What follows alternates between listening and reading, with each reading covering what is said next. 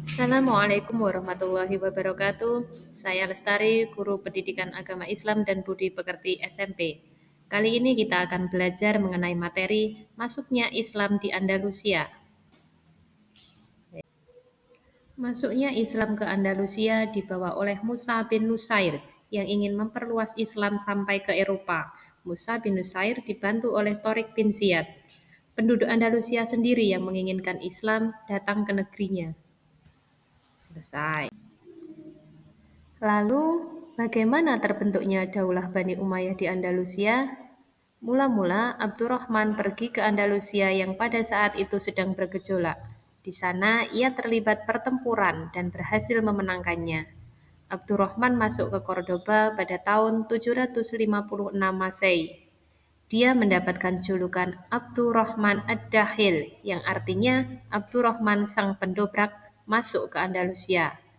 Masuknya Abdurrahman ke Cordoba adalah awal mula periode keamiran Bani Umayyah. Pemerintahan Islam di Andalusia terbagi menjadi 6 periode.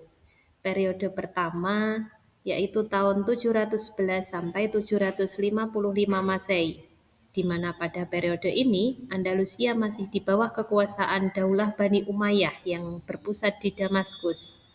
Pada periode kedua, yaitu tahun 755 sampai 902 Masehi, pemerintahan Islam dikendalikan oleh Khalifah Bani Abbasiyah yang berpusat di Baghdad. Periode ketiga berkisar antara tahun 912 sampai 1013 Masehi, dimulai saat Abdurrahman An-Nasir mengumumkan dirinya sebagai khalifah setelah kematian Khalifah Al-Muqtadir yang berkuasa di Baghdad.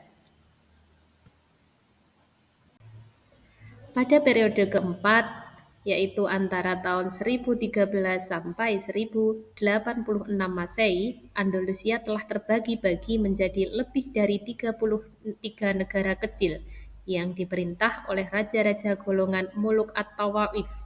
Kemudian pada periode kelima, Andalusia juga masih terpecah menjadi beberapa negara.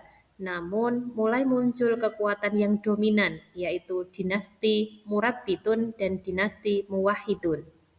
Dilanjutkan pada periode ke-6, yaitu tahun 1248 sampai 1492 Masehi, peradaban Islam kembali menuju maju, meski wilayahnya kecil di bawah dinasti Ahmar yang beribu kota di Granada. Dinasti ini adalah kekuasaan terakhir Islam di Andalusia. Baiklah, kita menuju keamiran atau kepemimpinan di Cordoba.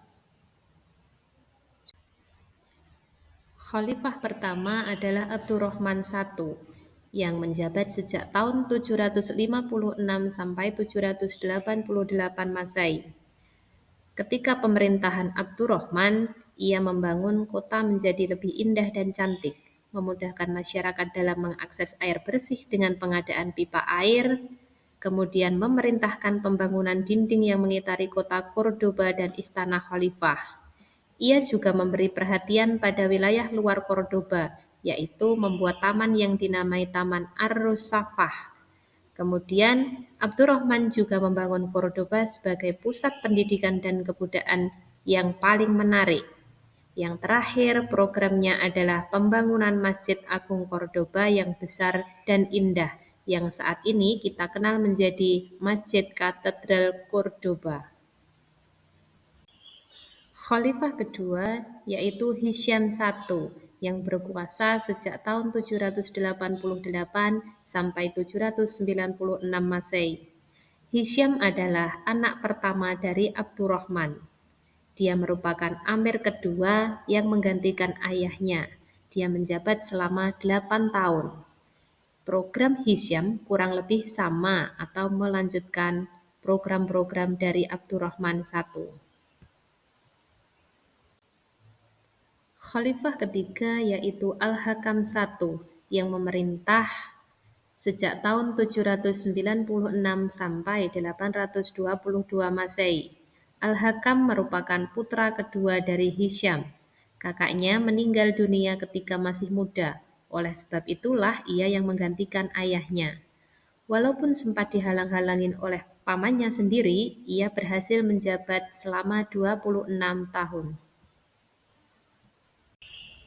Khalifah keempat adalah Abdurrahman II yang memerintah sejak tahun 822 sampai 888 Masehi.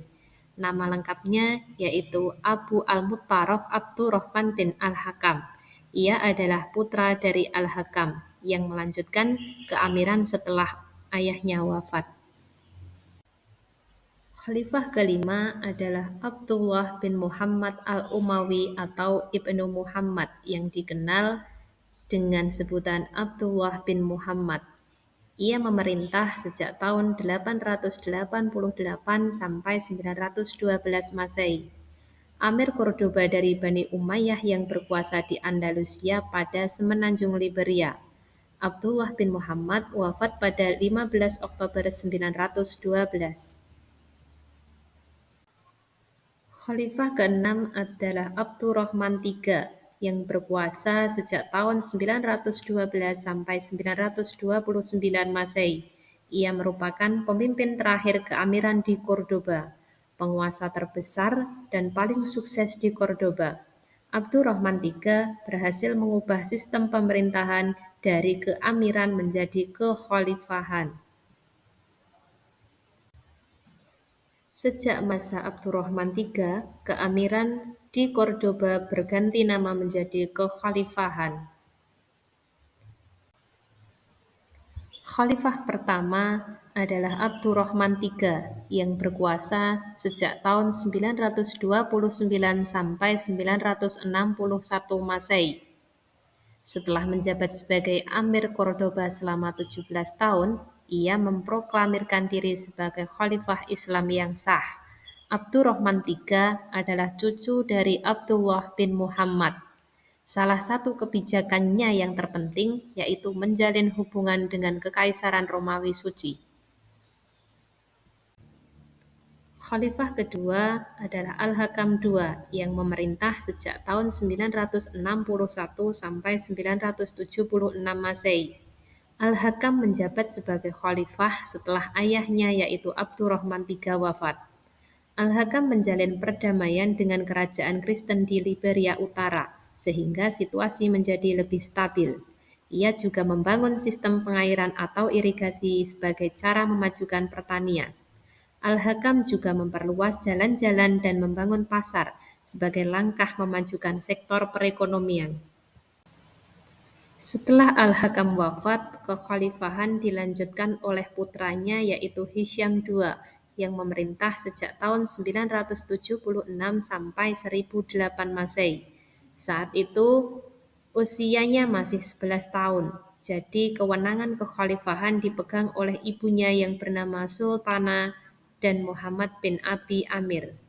Akhirnya ia hanya menjadi khalifah boneka karena akhirnya seluruh kewenangan pemerintah dipegang oleh Muhammad bin Abi Amir.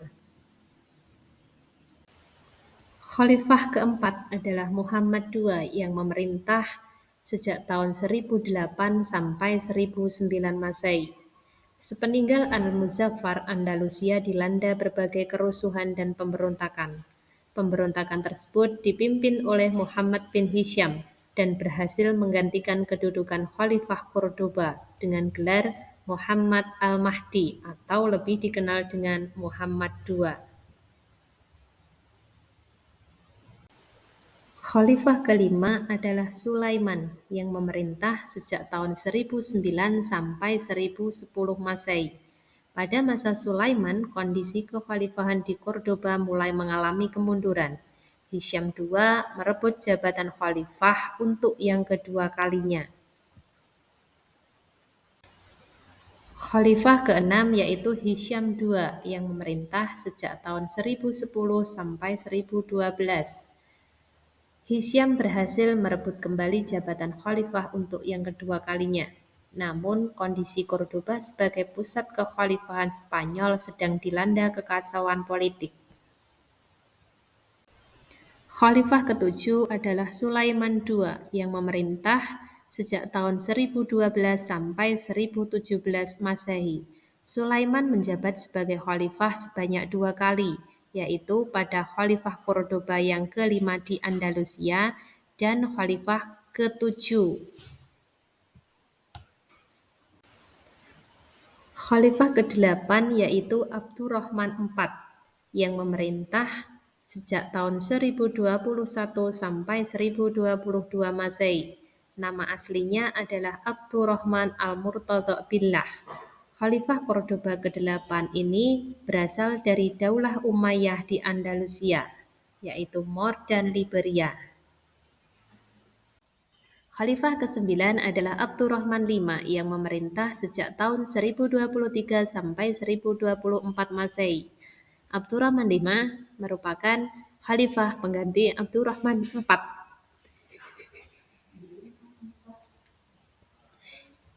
Ia menjabat sebagai khalifah selama 1 tahun. Ia meninggal dunia karena dibunuh oleh sepupunya sendiri pada bulan Januari 1024 Masehi. Kekhalifahan selanjutnya adalah Muhammad III. Nama aslinya Muhammad bin Abdurrahman bin Ubaidillah. Ia menjadi khalifah menggantikan Abdurrahman V. Namun ia hanya memimpin singkat yaitu 1 tahun. Pada usia 50 tahun, ia meninggal dunia karena diracuni.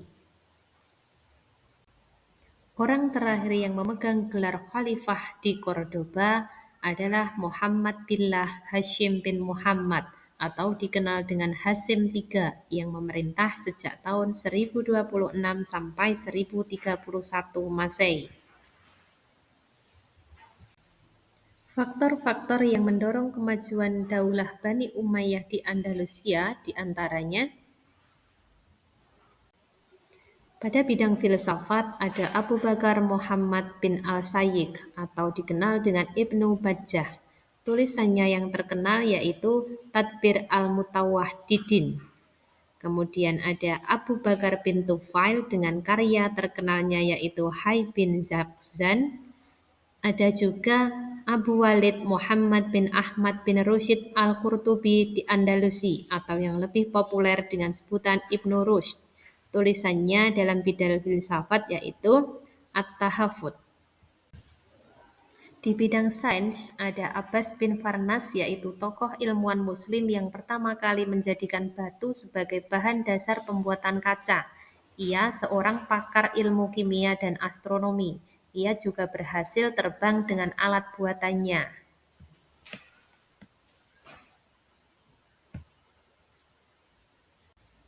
Dalam bidang kedokteran, ada 2 ilmuwan yang terkenal yaitu Ahmad bin Abbas, seorang ahli farmasi dari Cordoba, dan al-Hasan bin Ja'far al-Hafidz, 2 orang yang ahli dalam bidang kedokteran. Dalam bidang sejarah, ilmuwan yang terkenal diantaranya Ibnu Jubair, ilmuwan muslim yang menguasai sejarah dan geografi. Ibnu Batutah, tokoh muslim yang berhasil melakukan perjalanan ke negeri yang jauh.